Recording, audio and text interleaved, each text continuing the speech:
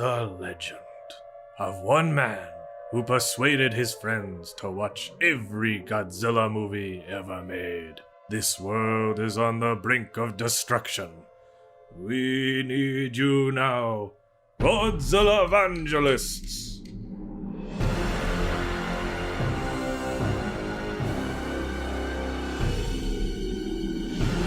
Godzillavangelists, a Geek Stew Network podcast, produced and hosted by Ryan Sargent, featuring Sam Schlenker and Joanna Brodecki.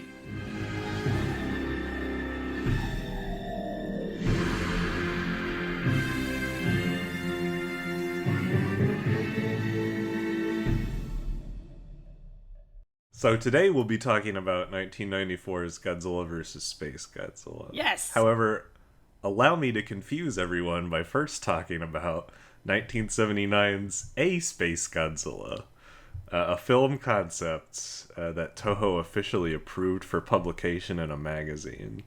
And it was written by Nobuhiko Obayashi, who conceived and directed Hausu, which, if you've never seen it, is one of the most batshit insane horror movies of all time. So I was literally like desperate for a cold open, as I usually am, and I was like, oh yeah, there's this like story. I wonder what that's about. And then I started reading it. I was like, okay, I have to tell you guys about this. And obviously the magazine short story is like a dozen pages long, so I can't read the whole thing. But I'm going to pluck out some excerpts that give you a good example of what this would have been like. And I'll show you guys the pictures from the magazine, too. On the beach, the corpse of an enormous life form had washed ashore. Was it a shark's carcass? No, maybe it was Nessie. The Self-Defense Force's helicopters were spraying it with preservative. Scholars and reporters from Tokyo surged towards it. Dr. Fukuda, the biologist, and Dr. Ohira, the pathologist, examined the rotting life form and concluded that it was Godzilla. The cause of death was diabetes. What? And then they have this horrific picture of Godzilla's guts spilling out. Isn't Godzilla on a primarily plant-based diet? What is he eating? How did he acquire diabetes? Ate a chocolate factory. Yeah, that's true. On the beach, Godzilla's autopsy continued. Suddenly, Momo, lost in Godzilla's innards, saw Godzilla's baby. The scientists were doubtful when they heard her story, but when they opened up the pelvis to look, they found something that looked very much like a womb. However, they were not able to tell immediately if there was a fetus inside or not. So they put it in an ocean water tank in a temporary structure on the beach to preserve it. And then they have basically like Godzilla's brain removed and like sitting on a platform. And they bring in a psychic to translate its thoughts. And the psychic says, "My name is Roseanne. There's been a transmission from my homeland, planet Godzilla. Something is happening there at this very moment. I must return to the planet at all costs. I ended up falling ill while debating whether to give birth before or after returning. I want to return to planet Godzilla where my husband is waiting. But alas, I no longer have the power. I'm so miserable." This is dark. So Roseanne is not the name of the psychic. That's the name of Godzilla, it turns out. I always suspected. Wait. Roseanne? Roseanne, yeah. Rosilla. When did the Roseanne show come out? Okay. Similar timing. It's later than this. All right. And then, however, it's not possible to make a rocket that can launch a huge thing like Godzilla into space. So engineer Dr. Miyamoto mounted metal directly onto Roseanne's head and torso, which were in the process of being resuscitated, resulting in a rocket that was attached to Godzilla's body. So this picture here is not meant to be metaphorical. This is meant to be literally what happens at the midpoint of this movie, where they attach half of Godzilla's corpse to a Godzilla-shaped rocket and blast her into space with her baby. Like, okay, that's got to be traumatizing for her husband who's waiting back home. Like, just half of her comes home with their child.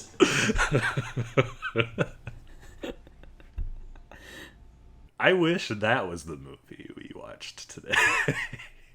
That seems like a lot of fun. Yeah. Yeah, I'm all for it. Wait, but why did Godzilla also need to be named Roseanne? I still don't understand it. Because there were, in the second half of the story, she goes back to Planet Godzilla and there's other Godzillas. So they all have different names. That's like if until this point we just referred to you as Earth. Right. Yeah. And you're like, my name is Joanna. And we're like, that's a weird thing for Earth to say. Right. That was shockingly close to entering pre-production. And I can only imagine the world where it did. What, Roseanne was? Yes, Godzilla as a Roseanne. Ryan, genuine question for you. And I know you can't say this with certainty, but imagining a world where that happens in the late 70s and kicks off an 80s and 90s run that is, I would assume, different from what the 80s and 90s run we got is. I would assume so, too. Would you assume better? I would assume more interesting. I mean, like I said, I love House so much. That movie is irreplaceable. So if he did his version of Godzilla and it was this absolutely nutball crazy, then I think that movie would be lovable beyond belief. I'll say that much. But jumping to the real Godzilla versus Spacegodzilla, let me introduce our guest today, an old pal of mine, an even older pal of Sam's, talent agent Brian Sacripanti. Woo! Really, really happy to be here. This is an honor. Thank you for having me. Thank you for being here. We're glad to have you here. Especially for this one, by the way. Especially for Godzilla versus Spacegodzilla. Well, at the end, we wanted your expertise because at the end we want you to you have to sign one actor from this movie, Okay. or monster on your roster. Okay. All right. And I have to ask this of all our new guests. What was your Godzilla experience going into this? How many movies had you seen? What were your feelings on Godzilla? Generally a big fan of kaiju. I growing up, I watched a lot of the animated series Godzillas. And there was also one afternoon that I remember in particular when I was like 10 or 12 years old that I just sat there and watched the Mothra movies as they were airing on Sci-Fi. Ryan is glowing from the inside now. He's like, yes, the perfect guest. It was a beautiful afternoon. And yeah, no, have ever since just consistently watched all the Godzilla movies that have come out since. Pacific Rim, just kaiju in general. Big fan. Okay, I didn't actually know this. This is a pleasant surprise. That's awesome. What is probably your favorite kaiju movie coming into this? That's a very difficult question. I will say I don't have as much experience watching these, like the Toho era and like all of that, like Godzilla movies. I would say Pacific Rim, honestly. Maybe a little controversial, but Pacific Rim is one of my favorite kaiju movies. I think it's just so stupid and big and fun, and that's how it should be. I respect it. I love Guillermo. He certainly loves the genre. It's a good one. But yes, I have to do my traditional history of the movie. So, to talk a little bit about how Godzilla versus Spacegodzilla got started, I mentioned last time that Toho expected Godzilla vs. Mechagodzilla 2 to be the last in this series of 90s movies, because Jan de Bont's American Godzilla was supposed to come out in 1994. But when the crew was reshuffled and that American movie was delayed to 96, Toho wanted to keep the series going a while longer, and they felt like they needed an even more epic finale to top Mechagodzilla's. And did they ever get one? Well, it's not quite that anticlimactic. So they put their usual Godzilla team to work on developing the movie for 95. But since Toho is Toho and they didn't want to give Godzilla a year off, they needed to assemble a B team to do the movie for 1994. And they ended up picking director Kensho Yamashita and writer Hiroshi Kashiwabara to lead this B team. And these two had very little experience with science fiction or action movies, and they had previously actually worked on teen idol movies mostly. So, like, movies where they would put, like, Japanese pop stars or, like, hot, young, attractive actors in it, and it would be, like, a romance or a comedy or something like that. I get it. That sunset scene, my God. You could tell they'd done that before. And so, you know, I don't want to be too mean because new blood can be good for a franchise. I think we all really liked the B team in old 70s and 60s movies. But in this case, I would argue it was probably not the best thing for this movie. But it did fine at the box office in its role as a space filler, and eventually came out on video in the US in 1999. Can you imagine if on the next American Godzilla movie, we're like, is Wingard going to come back? Who's going to direct it? And they're like, it's going to be directed by the showrunner of Bachelor in Paradise. Buckle up. And we're all like, yeah, new blood. All right. The host of Love Island is coming in to star. I'm still always, because you guys are like, yeah, this movie. And in my head, I'm a little like, yeah, this movie. Kind of really... It worked for Joanna. I kind of suspected you would like this one a little bit more. You saw the flying geode at the beginning and you were like, oh boy, here we go. And I was like, haha, yes. Well, I guess while we're on that subject, it's a perfect transition. What's everyone's brief, non-spoilery thoughts on the movie? It reminded me a little of the fun of that one from the 60s, I think, where they're on an island and it's kind of surfery vibes, kooky, silly, ridiculous, that trio on the island. So I loved that. They did throw in a lot of storylines, like a ton of storylines. The mafia part. Yeah, I'd forgotten that the Yakuza were in this movie. They're in it for what, 5 minutes? I mean, it's easy to forget. Truly 5 minutes, but that was, that came out of left field a little bit. Brian, what were your brief thoughts off the cuff? Every time that there was a shot of Spacegodzilla hurtling through space, with the crystals and all, it had the same shape as a flying Furby. That was the one thing that stuck out to me the most, I think. General thoughts? There was a lot. There was a lot going on in this one, and I think that's the best way to describe it without getting too deep into spoilers. A lot to chew on, really. So many emotional issues. Yeah, Sam. I'm still trying to... I'm kind of collecting my thoughts still, and I don't know if I'll know where I want to actually put this until the end of the episode, but what I will say is I do think it might be the single jankiest Godzilla movie. It might be.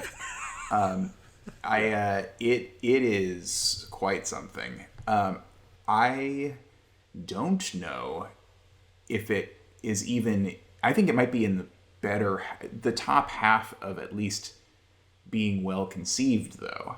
Like, I actually kind of thought there were some good ideas that were executed to very mixed results, but like when I broke it all down, I was like, this could have been good. It could have been, so that was kind of my thought. I also was I didn't hate it either.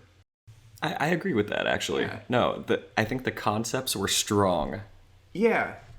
The execution, however, mixed bag. Yeah, there were a lot of half ideas in there that kind of worked, and I went, boy, in better hands, those could have been really great. I love the descriptor janky. I feel like that checks a box for if Joanna will like it and anyone else will not. So I feel like that applies to all the other ones I'm into as well.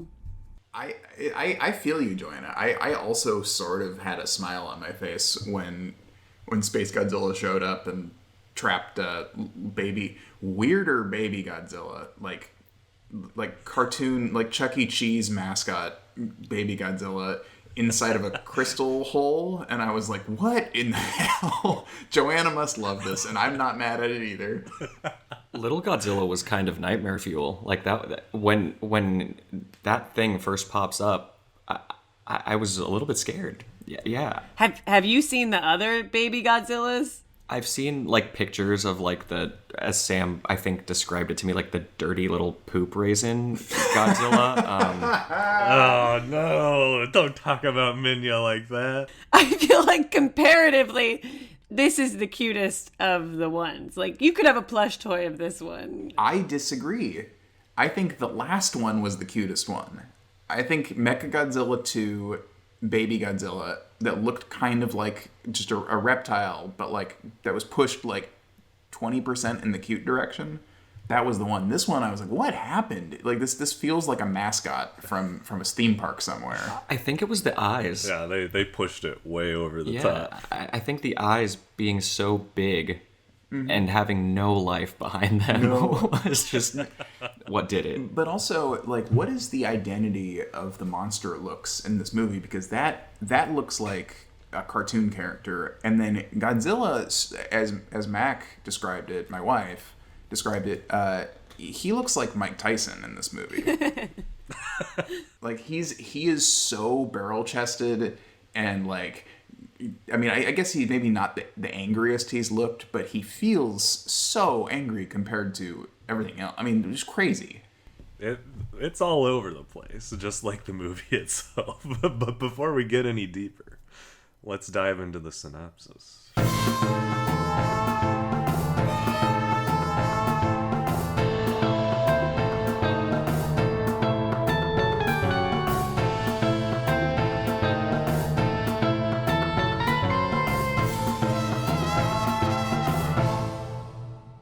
Sound effects at the ready. Godzilla cells from Biollante or Mothra pass through a black hole, being transported through the cosmos and transformed into the crystalline monster, Spacegodzilla. I'm going to stop you right here, not to interrupt this, but that is borderline unintelligible. Continue.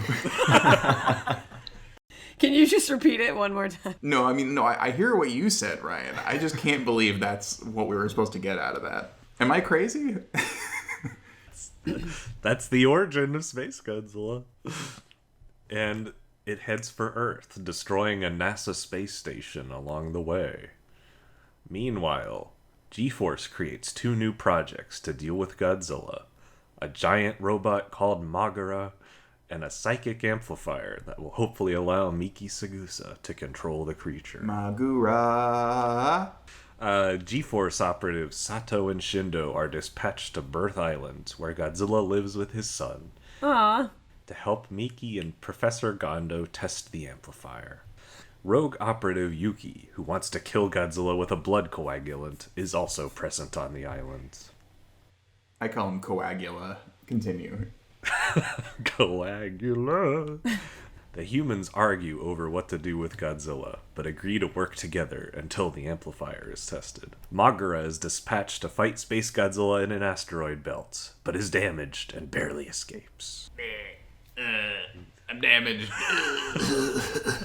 I'm just trying to make sure I'm taking all the facts in correctly, so I remember them. I'm very focused. Yeah, I'm so transfixed by the synopsis that I'm skimping out on my sounds.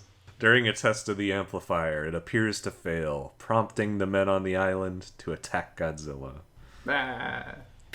During their assault, Space Godzilla arrives on the island. Da-da-da. That's my theme for him. That is very dramatic. The evil monster defeats Godzilla, imprisons little Godzilla in a crystal cage, and begins to fly to Japan.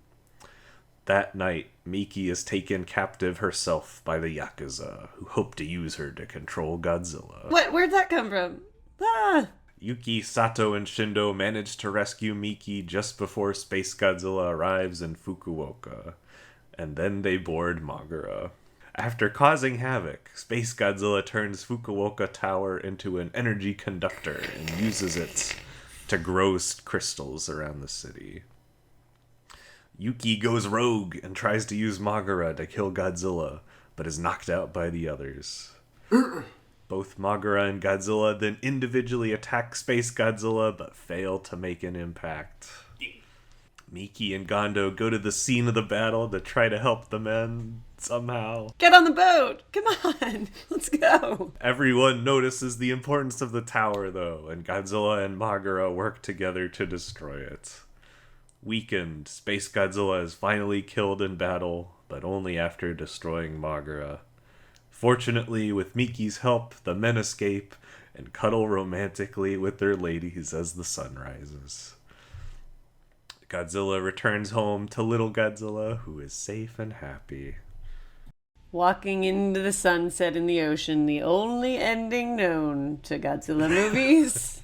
No other way to end them. That's it. Why mess with a good thing? I will slightly defend it in being at least okay. I genuinely, I can't believe I'm saying this, but like at least Yuki was a guy who makes sense to be a hero, or I don't even know what you call that, anti-hero / hero in a Godzilla movie who has stakes. At least the characters are actively involved in the Godzilla plot and have a reason to be there, instead of it being like, I am a plumber and this is my psychic who does nothing, which is also slightly improved in this one, because at least she does something sort of, although boy, do we not know how to use psychics in movies. Yeah, I'll give that to the movie. Yuki is a very natural, lived-in kind of performance, considering how little development he gets. I was like surprised. I forgot how good he was in this, and I was like, man, you're really putting a lot of effort into this character who doesn't have much to grow on. Yuki is certainly a front runner, but it does make him likable and interesting. Again, not a bad idea. Genuinely, that you I'm not even gonna get into this. We'll get into this more. But I hear that and I go, not the worst. If you just explain to me every plot of these movies, this one's crazy, but it at least I understand where the movie is in that, and some I kind of don't. They may be better movies, but like just like this one is not ill-conceived to me. Yeah, and I feel like with Yuki, like I don't know. I remember there's a scene in Doctor Strange where Benedict and Chiwetel, like the lines they have are just like pretty bland and awful, but they're really trying to give it their best acting. And that's kind of, I felt like what he was bringing to the table here. Mm-hmm. It's like he didn't have much, but he was really trying to do the best he could with it, make something out of it. Yuki's definitely a front runner, I think, right now in who I would sign out of this movie. His performance was grounded. It was certainly very grounded, as grounded as you can be in this movie. I was gonna say, which makes it seem almost out of place when you see the little baby Godzilla with the bug eyes and everything else going on. Shall we talk about Miki? How she this is her biggest role in any of these movies. She finally is like the central character after being in various places on the sidelines in the last few. Yeah, I feel like she had a lot of silent close-ups sometimes when she was doing psychic stuff. Sometimes just her silent reaction to stuff. Still not a lot of lines. Still not a lot of pushing the plot forward and being a big participant in terms of the activity. I think the issue that I had with her in previous movies still, especially in the first half of this movie, is still there. Where like she's a literal psychic. Like think about all the possibilities of a psychic, and then what she is relegated to is just kind of standing in the background, being kind of confused, which is immediately a red flag, and seeing a tiny Mothra. Like oh yes, of course, all of the psychic powers that this real psychic has manifest in a tiny Mothra showing up and being like, you should do this. And it's like that first off, I mean, that's not even really psychic, I guess. I mean, maybe it is. I don't know. But yeah, I mean, I feel like she should be constantly communicating with people, and she should be like, I know Yuki's bad. Simple things like that. Yeah, I agree with that, actually. When you said that, like, we don't know how to use psychics. Like, that is so evident in this movie, I think. Even from implanting the, like, mind control thing into Godzilla. Was that ever utilized? Other than just to be like, oh, Space Godzilla and Godzilla are thinking the same things, and so therefore they're the same cells. I don't think it goes any deeper than that. I don't think so either. I don't recall it ever actually affecting the story. I think Godzilla seemed bothered by it, but, you know, who cares? I think it was not impactful to a point where there was probably 80% of the movie where I didn't even remember or realize. And you guys talking about it this morning, I'm like, oh, yes, right, that was an aspect of the plot. But yeah, not utilized much at all. There was a moment involved in that, though, where they're trying to shoot the little implanted thing onto Godzilla. And they're like, I got a shot. And then he's like, no, I can't. It's not going to work. He's got to turn around. And I couldn't figure out what that possibly could mean because, like, he has tough skin all over. And I was like, is he going to shoot it into his butt? Where is this going to go? Like, it can't just be, I mean, it's not like, oh, yes, because that soft back of the neck skin is fine. Like, Another inconsistency is that, well, Yuki wants to shoot the coagulant into the soft underbelly, but these guys want to shoot it into the soft back of the skull. Overbelly.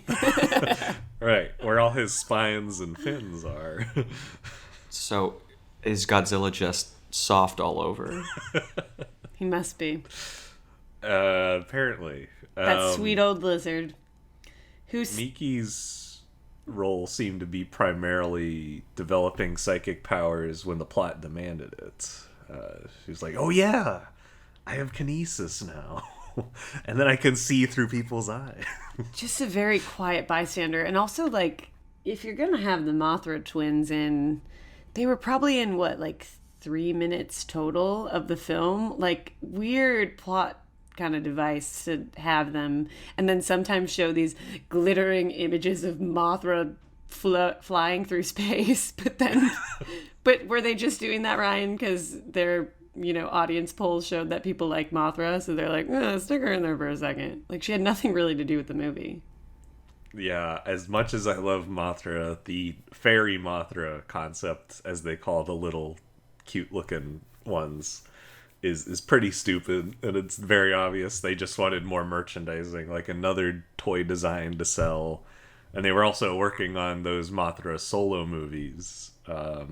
So they were probably trying to set her up in the mind of the audience, like keep them reminded that Mothra is still around and she's going to have her own movies. There's something funny about Mothra being a monster who is conceptually, I mean, I know she's not exactly a moth, but she's a giant moth. And you go, oh, the hook is that it's a moth, but it's huge. And then this is a smaller Mothra. So it's effectively like what you get is like, wow, isn't it really interesting that you get a 1.5 scale moth? It's like if there was a crazy variation of Clifford the Big Red Dog that was brown and 1/20th the size of Clifford, and what you have is just like a slightly larger dog. Wait, really quick with Yuki, because I don't think we touched on it. Just that short shot of him showering naked with the other two looking at him from the tent. Yep. Yeah. Is this the first instance of nudity in Godzilla series? It's not. Okay. It's not. Ryan, do you care to explain? It's the first instance of genuine, actual nudity. Which I had actually forgotten about this. But no, there's a previous movie, or there's two previous movies. In one, there's like truck drivers and they have like a topless pinup of a woman in their truck cab. And then in another movie, there's a cyborg woman and there's a scene where they're doing surgery on her and you see her boobs. But she didn't want to show her real boobs, so they're foam rubber prosthetic boobs. And this is otherwise the most chaste series known to man. Yeah, it was incredibly bizarre. And so is this. Yeah, well, this is they're trying to show us, they're planting the idea of soft skin that you could put a tracker in. It was the two men looking from the tent too that really did it for me. Like, that was an extra added element that they had in there. Yeah, they were very closely cuddled together, and one was, I forget which one it was. I don't know if it was Sato or Shinjo, but one of them had this look of like ecstasy on his face. Like he was so excited to be watching this, and the other one was a little bit more disgusted. So you got the duality there. Like you got two different reactions. Yeah, coagulations, dude.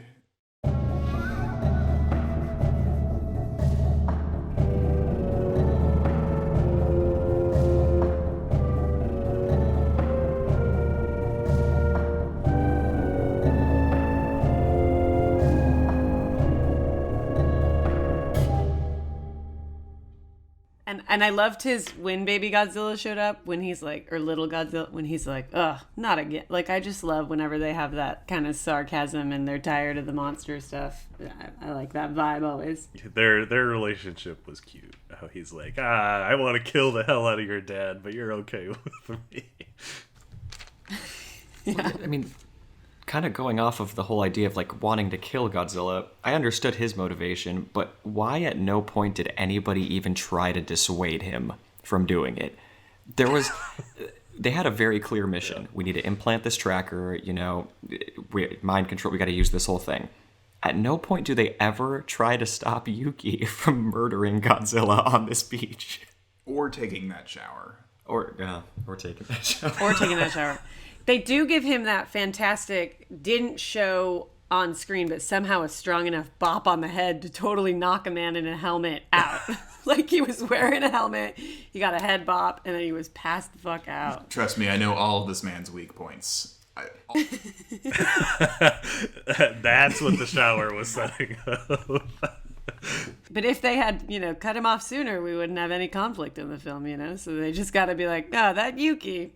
Ah, shucks. Yeah, he does kind of like show his hand to everyone. It's not a surprise to them. Constantly. He's speaking his motive the whole time. Yeah, we get the blood coagulant 5 minutes into the movie. Right. He's like, this is how I plan on murdering Godzilla.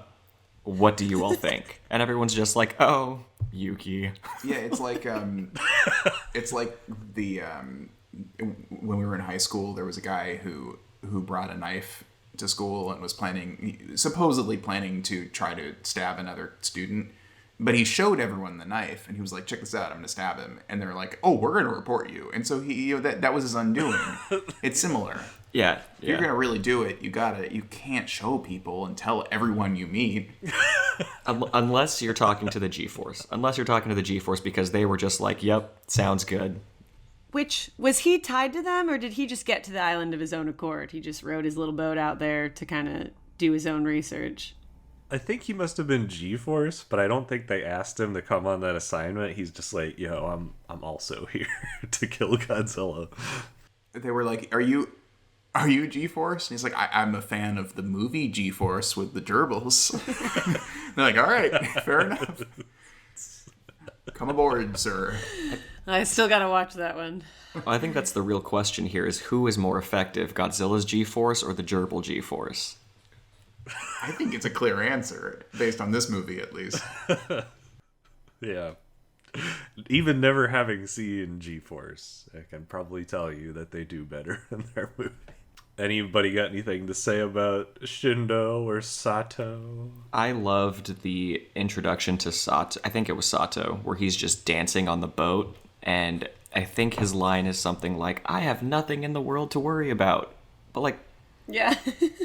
You very clearly do. Like, you're going to an island to do this mission. Like, I don't know why he thought he was on vacation for like 5 minutes, and then he was great. I was really honestly hoping he was going to be a more pivotal character, because I was sold on his introduction. He put on that Hawaiian shirt, and it like takes over your mind, and you're just like, I'm on vacation. Oh, immediately I'm like, this movie's at least an 8 out of 10. If this guy's showing up in a Hawaiian shirt in the first 10 minutes, I know I'm gonna like it. I know it's gonna be a GZ movie I'm a fan of. And I love how they didn't stop the non-diegetic music, so you had the awful like cacophony of like the orchestral like da da da da da, and meanwhile his music's like. Well, the music in this in general, I'm just gonna say, is one of, I think this might be the most baffling score to me of any of these films. I think it takes the cake. Biollante might be worse. I don't agree, actually. I think Biollante is I mean, it's in your face. This was the one where I just went, I have no idea what kind of score this. I mean, I guess I felt the same way in Biollante. I don't know. This one, like, I was more conscious of even. Biollante was big and like goofy, and this was like, what in the like? It's like John Williams combined with like 60s like bongo club music. Just crazy. But also I think the dub, I don't know if you guys watched this. I watched the dub version, and the dub was probably even more unkind to a lot of this, because boy, like, I don't have a care in the world was like one take wonders just the whole way. Like no one did more than one take of anything. The dub is always fun because then you get the dub of the people who are clearly speaking English dubbing over. Hilarious.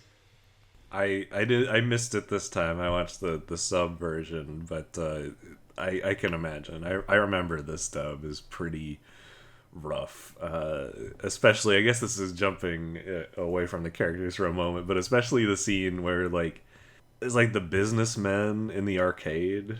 I remember that being extremely goofy in the dub.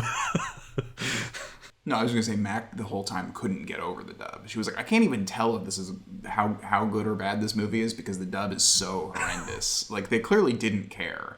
And I was like, yeah, that sounds about right. And everyone was using that, like, I'm an American, I speak like this is my voice, like that. And I'm like, what? We haven't been in the 1940s in decades. Why are we still talking like this? I went to the finest school of dub acting, and I know how to speak, see? Yeah, exactly. It's like, who's that guy in one of the early ones? Steve Martin. They all sound like Steve Martin. That's true. Well, he's the instructor at the Royal Ventura School of Dub Acting. I mean, I don't envy them. It's hard dubbing any language, especially Japanese, but they definitely did not do as good as they could have.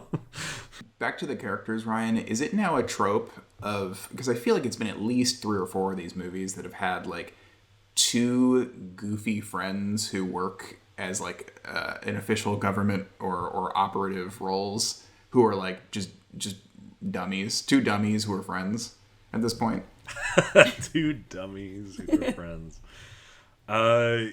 You may have a point. I don't like explicitly recall a ton of examples, but I see what you're saying. Like 2 guys who are best friends and don't always necessarily have a romance. You know what I'm saying? It was totally a thing in like yeah. In fact, when I saw them on screen, I went, oh yes, this again. Putting on a nice, comfortable blanket. Oh yeah, definitely in the '60s ones. Let's talk about a couple of the new monsters here. Yes. So Mogera has thighs to rival Godzilla. this big old childbearing robot hips. That's a great way to put it, honestly. Mm-hmm. Well, in a way, it bears a vehicle child at the end. It's functional. That's true. He could split in half, give birth to himself. But Mogera is a strange pull because this is actually not a new character, but a very obscure pull from Toho's past. There's a 1957 movie they made called The Mysterians, which was about an alien invasion. And the movie is pretty boring. But the best part is when the aliens reveal they have this giant mole robot that attacks until it just goes over a bridge that collapses. And they took this goofy looking alien robot with not that many changes and just dropped it in as like, this is like a replacement for Mechagodzilla, right? Yeah, looking at him, I say the hips are even bigger in this Mysterians one, but very similar. Let me show you the video of him from the Mysterians, actually. Whoa. Wow. Wow, this is awesome. Yeah. Yeah. Like I said, this is the best part. Slow and steady with this guy. Yeah. He's getting there, though. Oh. He'll get the job done. He'll get it done. He's got to be patient. But yeah, even as a kid, I wondered why they decided to give Mogera that goofy drill nose. And now I know. It's just a straight transfer over from this old design. I hated that drill nose. Something about it made him look less intimidating. I guess, though, effective at the end. I hadn't seen the Mysterians version of this, but I almost prefer that design. I think that one looks a little a little creepier. It looks a little bit more like skin, less like a robot. It was, I don't know. I love his little dealy boppers rotating around his head. It also made me want to watch The Iron Giant again. But oh yeah, he's a little bit Iron Giant.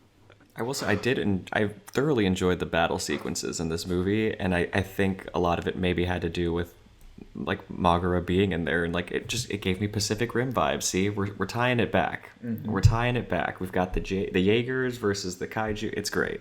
I'm sold. They weren't just like I feel like so many movies we watched at a certain point, they were like, all right, we're going to make a big pit and we're going to trap Godzilla in the pit and that's going to be it. And then we're going to have to do it a second time in the movie too, because we didn't catch him the first time correctly. Yeah, it does add more like stake to it. Plus I like seeing him inside, and I always love the little outfits that they give him whenever they're fighting inside of these things. Yeah. This is random, but in the Godzilla fighting games that came out in the 2000s, they put Mogera in one of them, but he doesn't really like make any noises through the movie, so they had to come up with a bunch. So they have him saying his own name like a Pokemon. He's just like Mogera. That was his introduction whenever he would show up in the game, and then like when he would move around, he made like weird like beeping blooping noises. It was very silly. I don't know why I'm only just now realizing that there are Godzilla fighting games, and that brings me a lot of joy. I never thought about it. Why not? There are a bajillion characters. When are we gonna do an episode on those? I know. I have to figure out how to make it fun. We just have to compete, Ryan. Yes, we have to compete. I don't know how we'll do it, but we'll figure it out. I'm sure there's a emulator or legally distinct way to play it. Anyway, also Spacegodzilla is not a good monster. Really not a good monster. Okay, see, I will fight you on that. You start. It's a bizarre hodgepodge of elements, again stolen from something in the past, in a video game no less. The Super Godzilla video game, Godzilla transforms into Super Godzilla, who looks basically like Space Godzilla. He's blue with like the weird like crown on his head, and then they added stuff that made that design, which was already kind of bad, worse in my opinion. Just the big goofy crystals on the shoulders, the weird ugly knee pads, and worst of all, that very unfortunate crotch element that looks like nothing but a swollen vulva. And if you guys are unsure of what I'm talking about, I'm going to pull up a picture of Space Godzilla right now so you can see what I'm talking about. Oh, it's like a little built-in bikini. Mm-hmm. Yeah. He's just going to the beach. But there's a vertical line running down. Hey, it's a speed line, Ryan. Aerodynamics. I didn't notice that. I can't say I noticed that either. I think you gotta get your mind out of the gutter. Look, I know this is controversial. There's a lot of people who love Space Godzilla, but I will die on this hill. Okay, wait. You two, what are your guys' thoughts on him? I don't know that he was the best looking monster. He sort of... both when he was flying with his crystals, he was very unappealing. He was an unappealing shape. And then later, it's like the tusks were kind of cool. I was a little... he cut a weird shape with those Grace Jones shoulder pad horns that he had. I didn't feel super strongly, but I don't think he was the most memorable of monsters. I think I liked Space Godzilla. I think I really enjoyed Space Godzilla. When Space Godzilla was flying and it looked like the flying fur, like the whole shape of it, that was weird. I didn't love like the too many crystals on the back, but once he was on the ground doing his thing, the tusks I thought were cool. Didn't notice the built-in bikini. I was all about the crystal shoulders. I liked it. I liked the design. I thought it looked very intimidating, and it exuded power. Okay, see, I agree. I thought in space he looked a little like a glorified Bowser and a little ridiculous, but that was okay because I feel like it's hard to tell how big something is in the vastness of space, you know? So he looked a little like a tiny guy, but he was in space, so that could have been a part of it. And then I feel like once he was, you know, made his way to Earth, I feel like he looked big and like he was a creature that could overcome Godzilla, which I feel like sometimes I don't get. Like Biollante, like I don't know. Sometimes I'm like, this doesn't look like something that could take over Godzilla. And then the fact that he could have those stalagmites grow all around him, I thought that was cool. It was different than what we'd seen before. I thought it added a lot of fun to the look of things, and when they were blasting through those stalagmites, I thought that was cool. So I think for me, he just like, yeah, sometimes I'm like, this isn't like, no offense, you know, like I'm really like the moth is gonna like do a whole lot. Like what can, you know, the moth is a little limited. So I thought he was a good one. One of my faves. All right. I gotta respect it. It just doesn't work for me. I can't get over the weird vaginal element on Spacegodzilla. But I will admit, it was really cool the move he has where he fires the crystals up in the air and then they come back down, like raining down on Godzilla. I like that. Yeah. It's a nice move. He had some fun tricks. And I, again, loved the beginning sequence of just that geode flying through space. I don't know, something about it. I thought, this looks corny and fun, and I'm ready. Speaking of which, I think the asteroid belt fight in this movie is maybe the most embarrassing effect of all these 90s movies. That whole scene, even as a kid, when I was easily entranced by the Godzilla movies and I put my whole imagination into them, I could not stand that scene in the asteroid belt. It looked like something out of like 60s Star Trek almost. I mean, the effects as a whole, I feel like were either pretty decent or like incredibly awful. The footage of the NASA ship exploding, that was the best part of the movie. Insane. It was, and I loved that they immediately jumped to, of all the things that are out in space, well, it had to have been a huge monster. That is the first thing they came up with. It had to have been a huge monster that destroyed the space station. Which, I mean, in their world, I can kind of see why they might jump to that. A monster shows up about once every year in this world. That's fair. But I know what you mean. That line is hilarious. We can only speculate that this is some kind of huge monster. And I just feel like this, because I feel like we've seen a ton of submarine attacks happening, but the added silliness of them just kind of floating and being like, whoa, was very fun. Yeah, that I laughed really hard at that scene. Just the bad blue screen, the bad acting, and then the line that came after. It was really funny. I have to start using that excuse at work more. Right. I can only speculate that the problem was some kind of huge monster. So Mac watched the beginning of the movie with me, which obviously included that scene. And she said, man, for some reason this movie just feels like a Happy Meal toy. And that's like, that kind of sums up the whole movie to me. You're kind of right. Except for the man-ass. Ooh, yeah, right. Different kind of Happy Meal. The also on the subject of very funny lines, I have one for later that was my favorite, but I did like very boisterously laugh when they introduce Miki as Chief Psychic. I don't know why that's so funny. Like only psychic doesn't do much. Chief Psychic. No, Chief Psychic. Executive Vice Psychic. I mean, she's been working there a long time. She deserves a promotion.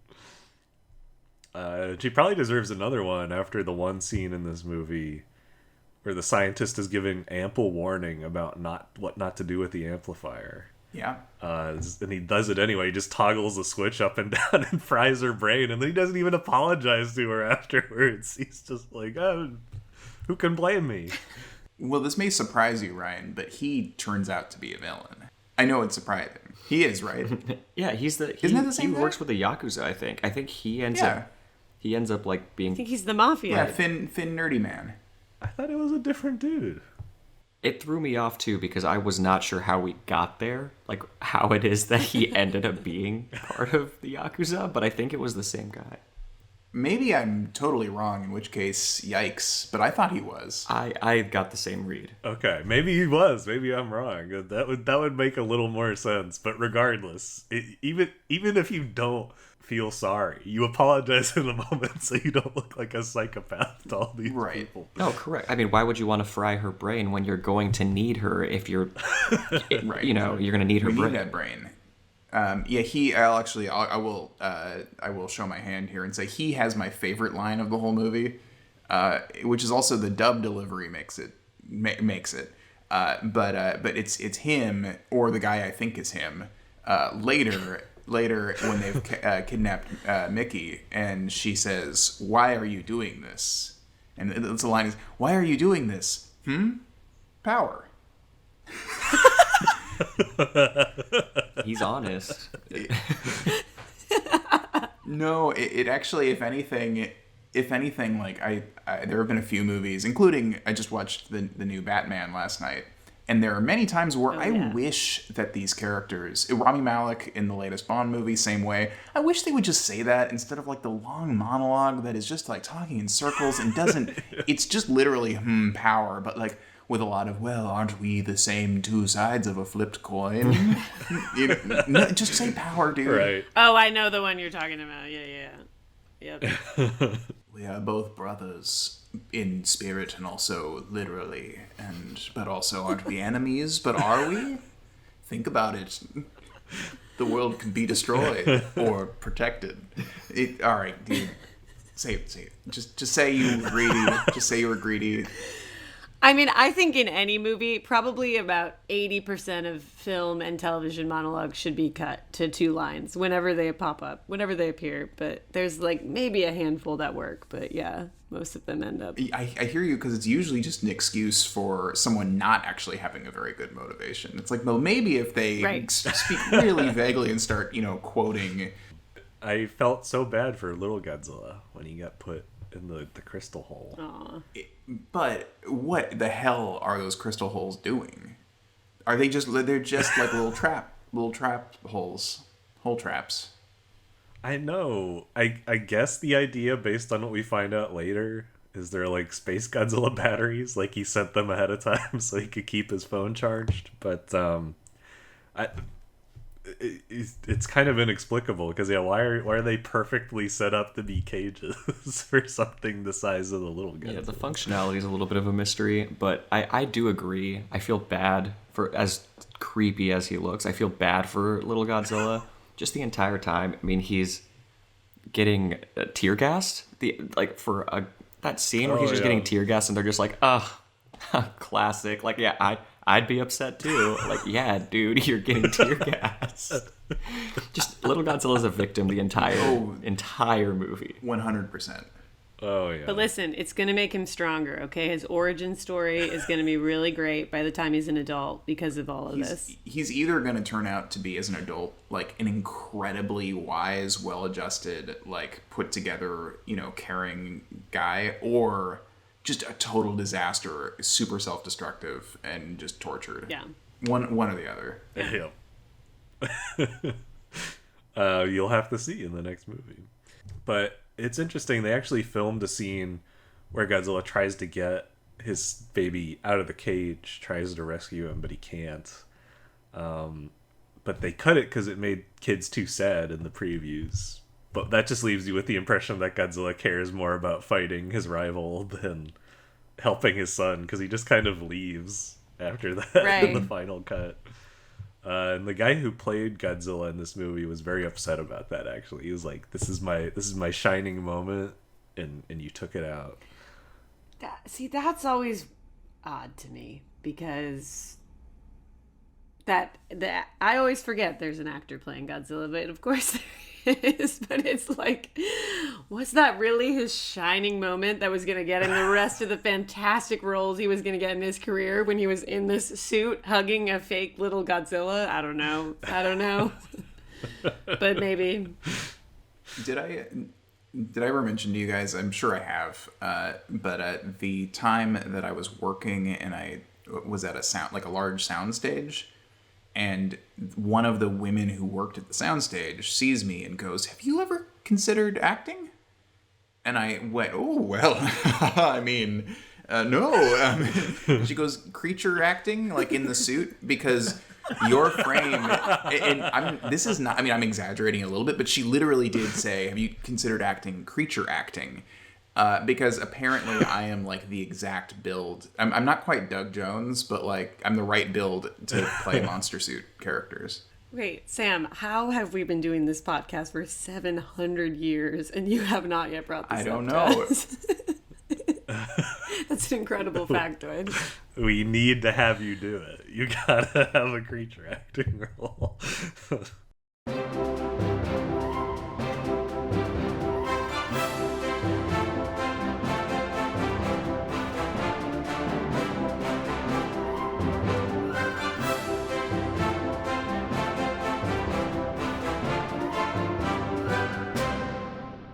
But why does Spacegodzilla even care about capturing the baby anyway? Like, why doesn't he just kill him? I don't know. Yeah, he kind of just feels like he's kind of a dick. He's just kind of a dick. He sees this little... Yeah, he sees this little Godzilla roll up, and he's just like, I'm going to punk this kid so hard. Yeah. It could also be that he had that tiny crystal hole and nothing to fill it with. It's like, oh, this is the perfect souvenir. This is what I've been looking That's what it is. He's like, something's missing in my life. Oh, here it is. This is also random, but at one point when we were watching this, my wife was kind of watching, and she just looked up at one point and said, Spacegodzilla is such an LA girl. He's just into crystals and constellations. 100%. That's what I was thinking too. Well, my closing thought, and really my overall thesis on this movie is there's a great Mystery Science Theater 3000 song called Love Pads the Film, which is exactly what you think it is. It's about this gooey, safe, sterile love just eating up running time in a slow movie. And so whenever I watch Godzilla vs. Spacegodzilla, I always hear the strains of Love Pads the Film in the back of my head. See, for me, that's like 60% of these movies. I feel like they're throwing that in there. They're like, make them a couple. Yes. Yeah, make them a couple.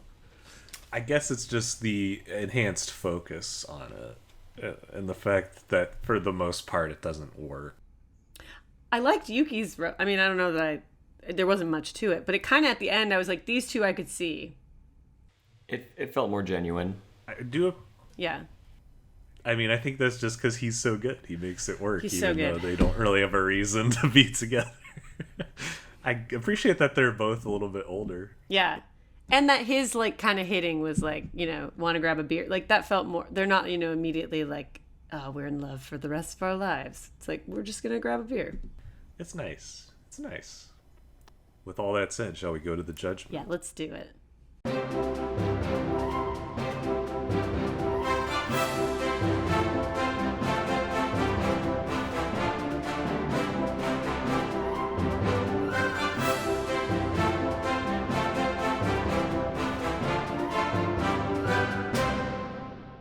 As Godzillavangelists, it is our holy duty to assign each movie its proper place in Godzilla heaven, hell, or purgatory, with heaven being the best, of course, hell the worst, purgatory floating in the middle. I always forget who we kick off on, so throw it to Sam. You start us off. Okay, so here's the thing. It is janky. It's the jankiest. I would probably contend, I can't now remember back to your Godzilla's, what's it? Is it not Revenge? What's the second one? Godzilla Raids Again. I can't tell you how it compares to that, but something tells me probably even less well made overall, would be my guess. That said, I think it isn't. I kind of said this already. I don't think it's ill-conceived. I think there are kind of good ideas in it, and some of these that are well made or better crafted, I should say. Maybe not. They're not always. I think most of them are 50-50 really cool stuff and stuff that's kind of janky. This is almost all like 1 out of 10 execution.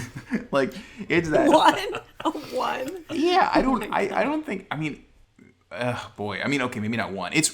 But it's the worst. It is the jankiest one. I'll stand by that. However, there are others where the skeleton of the movie is less intriguing than this one. I would say it's probably for me in the better half of concept, if even in the script phase not well executed. I'm getting somewhere with this. Okay. No, I'm here for it. I'm here for the narration. I think about, I watch it and I go, boy, this isn't very good, but I can imagine how much fun Joanna's having with this. I'm having a pretty good time myself. I'm not mad at it. I almost feel like this is like the kind of movie that I almost wish, like, I feel like this could be ripe for or a subtle reboot or something. Like, you could make a new Space Godzilla movie that would be cool, and it's done unevenly enough that it almost deserves it. It would warrant it. I'm gonna put it in purgatory, and I'm gonna say it's basically me just kicking the can down the road for having to determine whether I feel like it's heaven or hell. It sure doesn't feel like a heaven, but I also didn't dislike it either. So that's where I end up. Interesting. Okay, I'm curious because you were kind of vague about it. What in concepts did you think was really strong? I don't know that we ever got to that. I thought the idea of Yuki, I mean, he carried it through. And the idea of kind of like a guy who's out for revenge on Godzilla and then has a change of heart and is like, he has a special Godzilla bullet he's created and then he's going to use it against, he has a change of heart and is going to use it against Space Godzilla instead, although he kind of doesn't, which is weird. But like that said, that was a cool kind of like bench to it. I feel like Mickey still feels weirdly kind of barely scratching the surface of being explored, but there's something there where I finally felt like this is a movie where like the psychic character sort of I can understand why she's here. And yeah, I don't know, the idea of it being kind of like a smaller group of characters who are involved in this one operation was good. It felt rightfully like contained, where there are some of the others where it's kind of like this giant global conspiracy, with people all over the world who are all involved in this, and then for some reason we just keep cutting back to these 3 people on a ship, and you're like, why? Like they mean nothing to this. Like, this actually felt kind of like it warranted it. Like, there was kind of a good idea for a story here, to me. I mean, yeah, I would go further. Like, I thought the concepts were strong in that you have these different trains of thought in, like, how we deal with Godzilla. You have the very clear cut, we want to kill Godzilla. You have the let's control Godzilla, whether it's for power or just for safety. And then you have the, like, let's work with Godzilla. Godzilla's saving this planet. I appreciated that they gave, like, these different trains of thought, these different ideologies around how do we deal with Godzilla. It just, I appreciated that. It also struck a good, not to keep using your own feelings toward Godzilla against you, Ryan, but it's of the 90s ones, it struck a pretty good balance to me of how we feel about Godzilla, because he's been sort of the villain, he's been an enemy who's, everyone is like, we gotta stop Godzilla, but then we have to find convenient ways for him to somehow be okay and we should leave him alone. That always felt kind of forced. There were obviously your 60s ones where he is just a good boy, and that's and that is what it is. But this was like right in the middle. It was like, no, he's a threat. He's not the biggest threat, and we kind of need him, and we need him for an organic reason. And we like those issues didn't show up for me in the story either. It felt kind of right. I can see that. It certainly, he's the most sympathetic in this one, perhaps. I can see the balance being right. Yeah, my question always of like, why is he a good guy though? Why do we like him? Which I feel like I ask 80% of the episodes. This one, it's clear. Well, Brian, since you sort of dug in there, why don't you go next? Yeah, it certainly doesn't feel like a heaven, but I don't want to send it to hell either. I'm going to say purgatory. The main reasons being, I think, Yuki and his performance. I thought the battle scenes were cool, like I mentioned. I liked Spacegodzilla as a villain, felt very formidable and truly like a threat. And honestly, like, how can you send something to hell when the closing line is, if we continue to pollute this planet, we're going to get another Spacegodzilla? So I think the moral is very clear. Not his origin, by the way. Doesn't explain how he got here, but fair enough. Yeah, I'm gonna just go with purgatory. I love when they always throw that. And we are also looking to save the planet with this movie. And at the very end, That line is at the end of every Godzilla movie. They're not wrong. they can't kick it. All right. I'll go, and Joanna, you can close it out.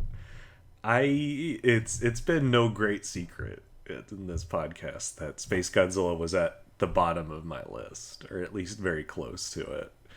And I gotta say, it can't sit at the bottom anymore, because I can see ways that it was better than Raids Again and the anime movies. So I think it's gotta go up a few notches, but for some reason it just doesn't work for me. Like, I feel the way about this movie that you guys talk about a lot of the other ones, where you get bored. Like, I can't pay attention throughout this whole movie. Like, it loses me around the time, right after the first Godzilla Spacegodzilla fight. There's this long stretch where I'm like, come on, it's something is not working here. And as Sam said, it's one of the jankiest ones, and not necessarily in a fun way. It's not like everything's wrong with it, of course. There's some cool fight moments. I appreciate what you guys are saying about their being character perspectives. I like that they tried for some of that stuff, but I just don't feel hooked in, and I don't like Spacegodzilla. And so it ends up making hell for me still. Sorry, everybody. A little bit of an arc for Ryan, but tiny one. Just a small one. So it's like third worst on your list now from worst?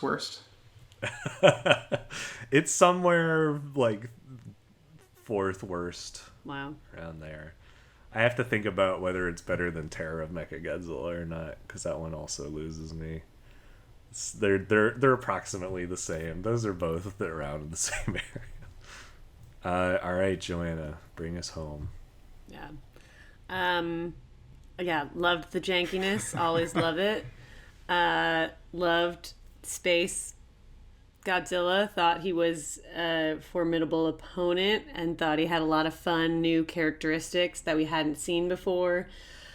Always love the addition of a little bug-eyed baby character, as well as a character with a real chip on his shoulder. Those are, I think, all good things to layer in. We still have a female character who's just standing around silent, despite being probably the most powerful character in the film. We'll see if some upcoming Godzilla thing, if that's going to change. Who knows?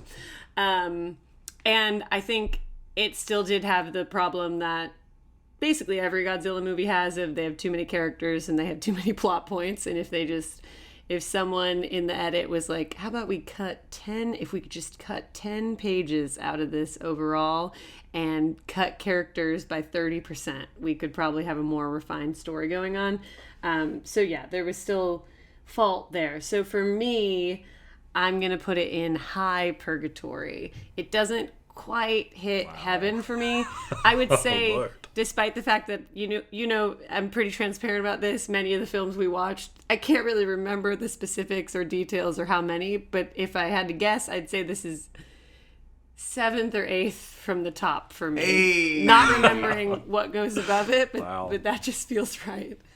That's almost the polar opposite of me. Ryan, we are always totally opposite. And then Not Sam. necessarily. We've been on the same side before. But I feel like if we have if you strongly hate something, then I probably was really into it. So Joanna, just because I found this out and I want to know like what you think. This is a fun trivia question. So we've obviously watched more movies than this because we've gone out of order. But what number from the beginning do you think this movie is? How many movies in from the start do you think we are? 27. From the first film in chronological order, not including King Kong. Not including King Kong, not including any of the more recent films we've seen, like American. Yeah, 27. You're pretty close. You're pretty close. Yeah, you're closer than I thought you would be. What is it? 21.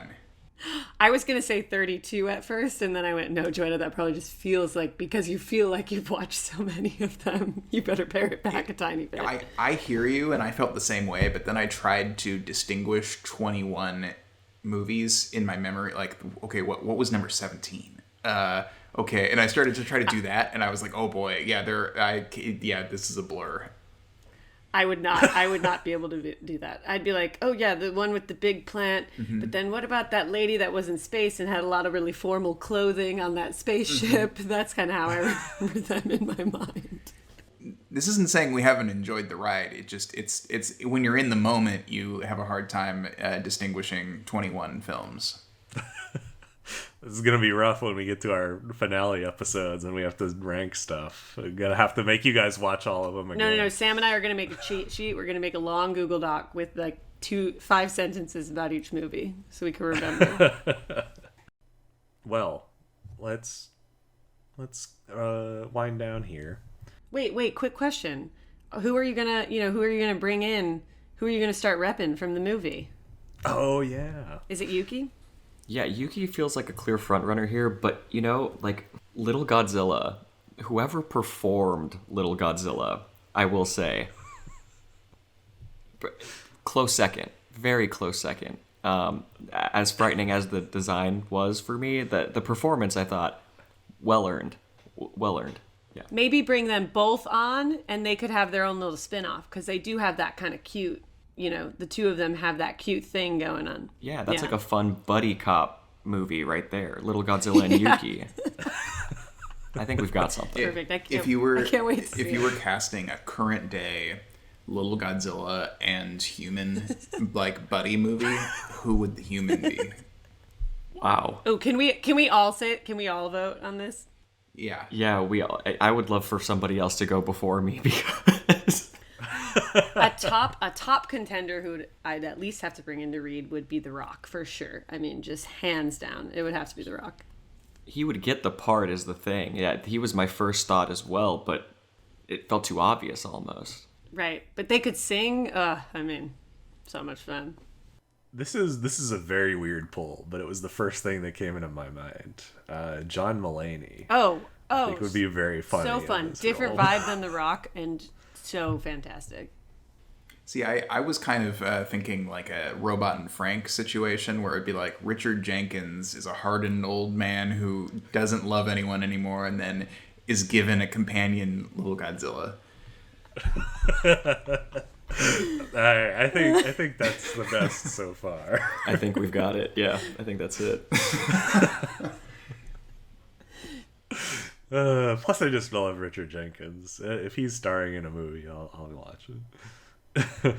But Brian, thank you for being here. Thank you guys for having me. This was a pleasure. Thank you so much.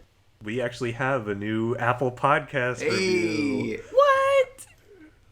I'm so proud that my whining last episode paid Yeah, off. we just have to beg more. We have to keep begging. Yeah, more begging, everybody. This 5-star review is by Tyler Stans, entitled, "This show gets my vote for Godzilla Heaven." It reads, "Listening to this show is like talking about the movies with some friends. Ryan knows his stuff, and Sam and Joanna provide great commentary, laughs, and some excellent sound effects. Great for Godzilla fans and curious newcomers. Hey! I love the headline of that one. Yep. I love the headline. It's perfect. It's perfect. Thank you so much, Tyler Stans. Yeah, thank you. Now, what Tylers are you standing? The creator. Tyler, the creator, pretty good rapper. Harry. Perry. Tyler Perry. I don't know if I would stand Tyler Perry. You might want to look into his past comments before. Oh, okay. I retract my standship until later date. All right, next time is a very special episode. It's going to be our 5th anniversary show. Wait, really? Yeah. 5 years? Yep. Wow. Yeah. Wow. Our podcast baby is already entering kindergarten. That's I wild. know. We got to see him grow up. We're going to be tackling the last movie of this 90s series, Godzilla vs. Destroya. Yes, that sounds epic. It is epic. There's big memorable moments. And if you've heard our 3rd anniversary show, you might have some idea what you're in for. Yeah. But thank you so much for listening. Please share us with your friends, family, anybody who likes strange movies, weird movies, monster movies. Tell them about us. We have a big backlog now. Share our stuff on Twitter, Facebook, Instagram, or at least follow us. TikTok. Just kidding. No, not TikTok. Soon. Not yet, anyway. Leave an Apple Podcast review, please. We love those. Send us an email on our website. All of that helps us, and we would be so grateful for you if you did that. With no further ado, goodbye, everyone, and keep spreading the word of Godzilla. I was going to try to do my theme for Spacegodzilla, but I couldn't remember what it was. Da-da-da. Da-da-da. Yeah. Thanks, everyone. Bye.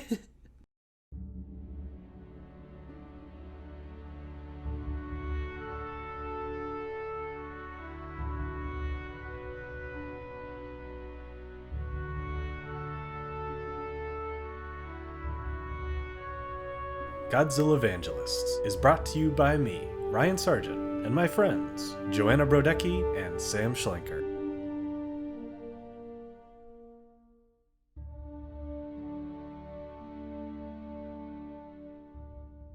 All our incredible music is composed by Robert Mai, and our wonderful artwork is drawn by Cassidy Stone.